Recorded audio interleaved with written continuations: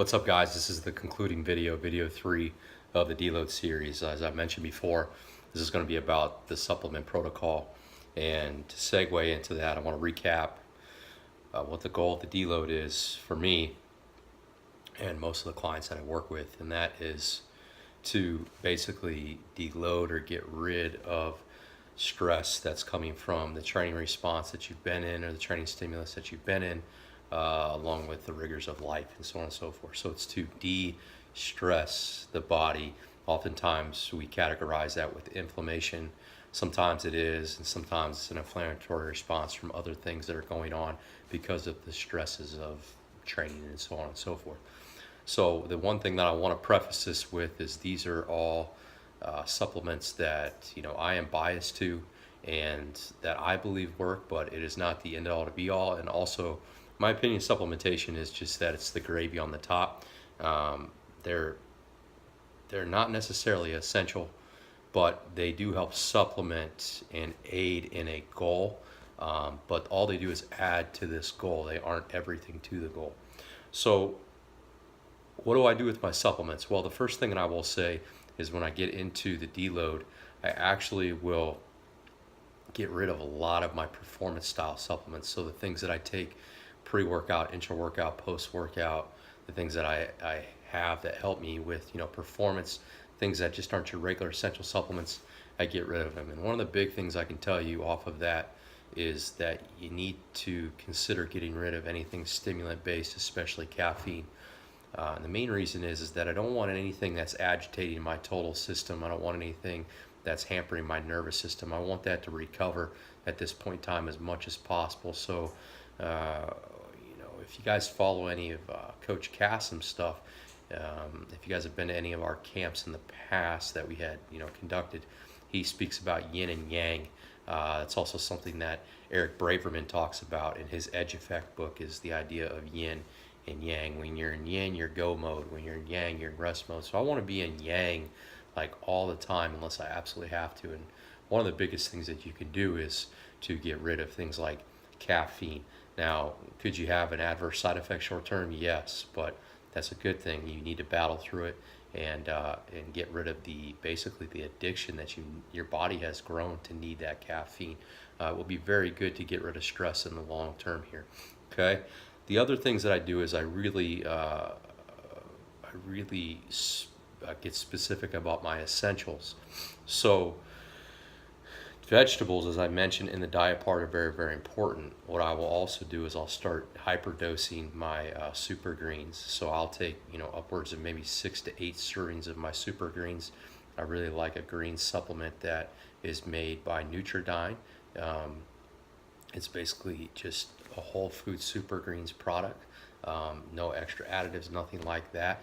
And like I said, I'll utilize that throughout the day as basically a way to help detox and alkalinize. The other thing that I will do is add in more servings of a bicarbonate electrolyte, and that bicarbonate electrolyte is basically to help buffer acid, help with the acidity of the cells, help calm the cells down so they're not agitated.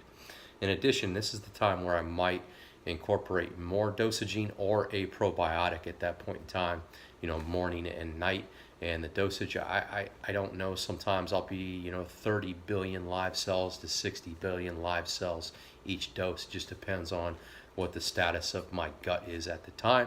But in my opinion, a lot of the inflammation that you get is totally indicative of the state that your gut's in. If your gut is really bad, it's going to agitate the rest of your system. So I like to do things like that to aid the gut. The other thing that I'll do to aid the gut is add in more digestive enzymes, proteolytic enzymes. I'll increase my amount of pepsin at that point in time as well. Some of the digestive enzymes I'll take between meals. Some of the digestive enzymes I'll take after I start eating the meals. Pepsin I will take in high doses during the meal. And then in addition to that, I will also increase the dosage of my minerals. So my chelated magnesium I will take frequently throughout the day at dosages anywhere from 75 milligrams to upwards of maybe 225 milligrams of that individual product. Taurine I will usually take throughout the day anywhere from 1 gram to 4 grams depending on what the timing is around workout and what or bedtime. I'll also start to incorporate theanine. I really like that because it's a sustained calm without making you drowsy. Sometimes too much taurine at once can make you a little drowsy. For all you guys out there that are having questions of, well, if you're doing all these calming things, what do you do to help stay focused? Well, I like to use products that have an effect on brain focus instead of system focus. So this is the time when we'll use like Nuopept. I'll start to use my B vitamins. I will start to use alpha GPC or things that stimulate acetylcholine and things like that. Like I gave a resource to the book, The Edge Effect. That's a very good resource to get you to understand what those products do, but basically they break the blood-brain barrier and have an effect on mental focus rather than systemic agitation. Okay, so that's a little bit of an insight into the supplements. One last thing that I may do sometimes is if I feel like I have an opportunity to lose a little bit of body fat, or if that is part of my goal, I will start to incorporate products that act as a carrier for toxins, estrogen toxins, xenoestrogens, or I will add a product that will help decrease the conversion of hormones into estrogen toxins. Okay, so something like along the lines of calcium D-glucarate. That's probably my favorite one.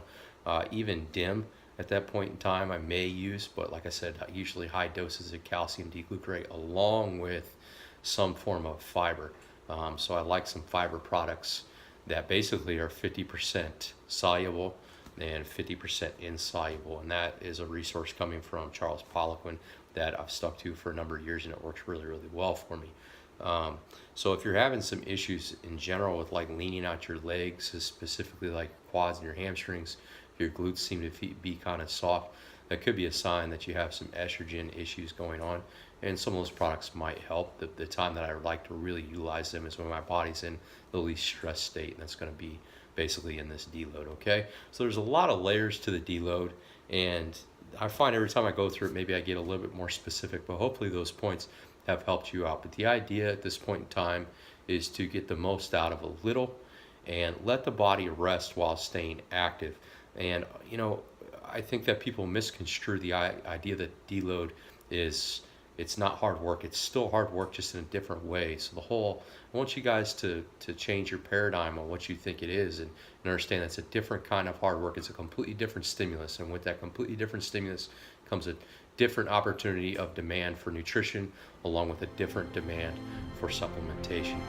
So if you guys got questions, feel free to ask in the comments of this video. I will continue to post up videos into my insight on different things. I hope you guys find this informative, and we'll chat soon.